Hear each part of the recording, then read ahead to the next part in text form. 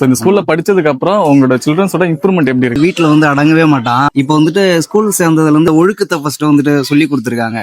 Education சொல்லவே தேவையில்லை, சூப்பராவே இருக்கு. நார்மலா எல்லா ஸ்கூல்ல இருக்கிற மாதிரி இல்ல, டிஃப்ரெண்டாவே அவங்க சொல்லித்தர விதம் வந்து ஒரு யூனிக்கா இருக்கு. படி படி படினாம ஒரு கேம் மூலியமா வந்து கற்றுக் கொடுக்கறது வந்து ஒரு நல்ல விஷயம் தான். சோ இப்படிப்பட்ட ஸ்கூல் என்ன ஸ்கூல் தானே பாக்குறீங்க? நம்ம பண்ருட்டி ராதிகா மெட்ரிகுலேஷன் ஸ்கூல்ல ஃப்ளோபல் பிளே ஸ்கூல் பவர் பை கிடோ என்ற இன்டர்நேஷனல் எஜுகேஷன் சிஸ்டமா கன்வெர்ட் பண்ணி இங்க படிக்கிற கிட்ஸுக்கு எல்லாம் டீச் பண்ணிட்டு இருக்காங்க.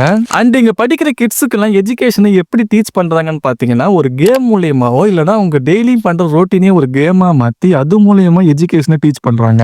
அண்ட் இங்க படிக்கிற கிட்ஸுக்கு புக்கை மட்டுமே வச்சு எஜுகேஷனை பில்ட் பண்ணாம அவங்களுக்கு புரியுற வகையில இந்த மாதிரி நிறைய மெத்தட்ல ஈஸியா டீச் பண்றாங்க.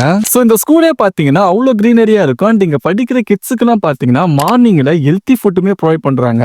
இப்போ இந்த ஸ்கூல்ல பாத்தீங்கன்னா ப்ரீ கேஜி, எல்கேஜி, யூகேஜி மட்டும் தான் அவைலபிளா இருக்குது. ஃபியூச்சர்ல பாத்தீங்கன்னா 5th ஸ்டாண்டர்ட் வரைக்கும் கொண்டு வர போறாங்க. அண்ட் இந்த ஸ்கூல்ல இப்ப அட்மிஷனுமே அவைலபிளா இருக்குது. லொகேஷன் பாத்தீங்கன்னா நம்ம பண்ருட்டி காந்தி ரோட்ல பாய்ஸ் ஸ்கூலுக்கு பக்கத்துல லொகேட்டா இருக்கும்.